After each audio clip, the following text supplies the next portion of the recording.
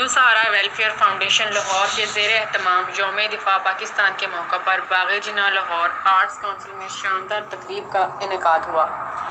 تقریب کی صدارت کوآرڈینیٹر گورنر پنجاب میاں وحید احمد نے کی، جبکہ چیئرمین عبدالرشید قریشی، سائمہ جاوید، منشا شہین، میڈم ثانیہ کھیڑا نے بطور مہمان خصوصی شرکت کی، جس میں مختلف اسکولز کے بچوں نے ٹیبلوز پیش کیے اور پاک فوج کو زبردست خراج تحسین پیش کیا گیا۔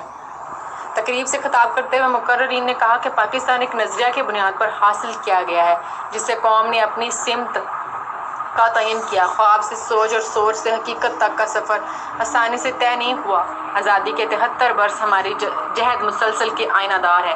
اس طوفان بلاخیز نے ہمیں وطن کی سالمیت کے دفاع اور تحفظ کے حوالے سے کئی آزمائشوں سے ہمیں گزارا، مگر قوم کے عزم و ہمت نے ثابت کر دیا کہ پاکستانی قوم مشکل سے نہ ہاری اور نہ ہارے گی۔